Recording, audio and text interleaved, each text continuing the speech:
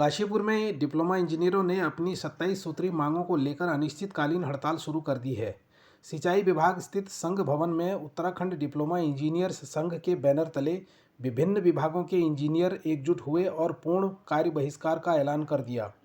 इंजीनियरों ने सरकार पर उनकी मांगों को नज़रअंदाज करने का आरोप लगाया है।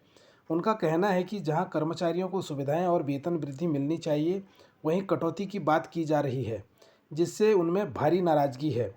वहीं महिला इंजीनियर ज्योति रावत ने कहा कि संघ ने कई माध्यमों से सरकार तक अपनी बात पहुंचाने की कोशिश की, लेकिन कोई सकारात्मक प्रतिक्रिया नहीं मिली। ऐसे में मजबूरी में हड़ताल का रास्ता अपनाना पड़ा। इस हड़ताल का असर अब सरकारी योजनाओं और विकास कार्यों पर पड़ सकता है और आने वाले दिनों में आम जनता को भी परेशानी झेलनी पड़ सकती है। फिलहाल सभी की नज़रें सरकार के अगले कदम पर टिकी हैं कि आखिर इस मामले में क्या फैसला लिया जाता है।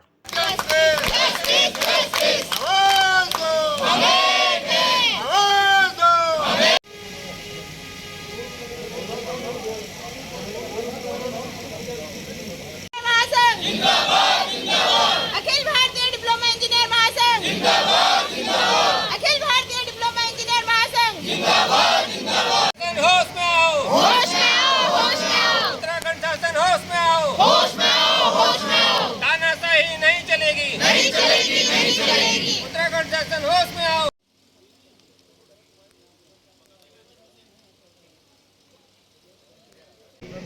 किस तरह से देखते हैं, जैसे कि आप सभी विदित हैं, आज हमारा छठा दिन है यहाँ धरने का और हमने माननीय मुख्यमंत्री जी को हमारा जब द्वादश महाधिवेशन था डिप्लोमा इंजीनियर महासंघ का जो देहरादून में था, वहाँ वे आए भी थे। उन्हें हमने अपनी 27 सूत्रीय मांगे वहाँ पे भी प्रस्तुत की गई थी, जो कि जून माह 2025 में की थी।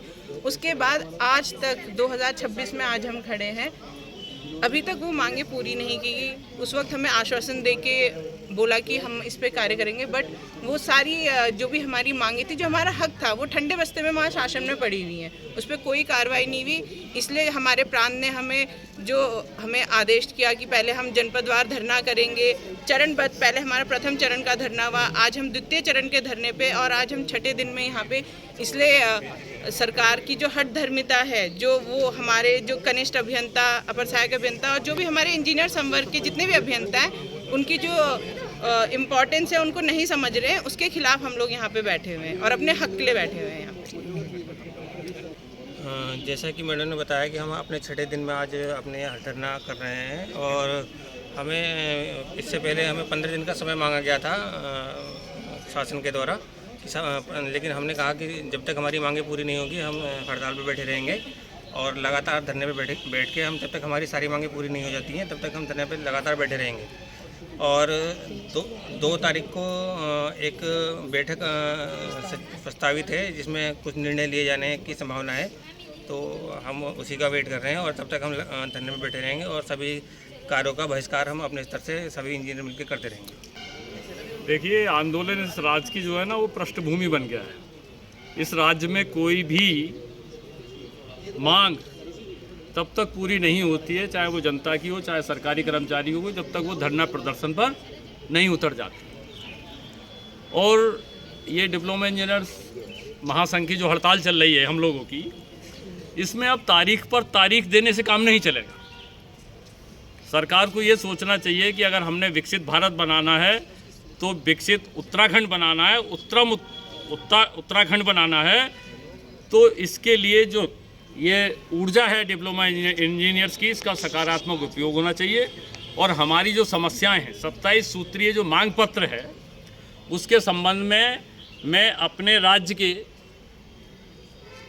माननीय मुख्यमंत्री जी से, धाकड़ मुख्यमंत्री जी से, धुरंधर मुख्यमंत्री जी से ये निवेदन करना चाहता हूं कि तत्काल इस पर जो है कोई ठोस निर्णय लें और हम सबकी जो वर्षों से लंबित मांगे चली आ रही हैं उसका निराकरण करके हम सब के ऊपर, केवल हमारे ऊपर नहीं, इस राज्यवासियों के ऊपर भी जो है उपकार करने की कृपा करें। आज मैं सिर्फ इतना ही कहना चाहता हूं।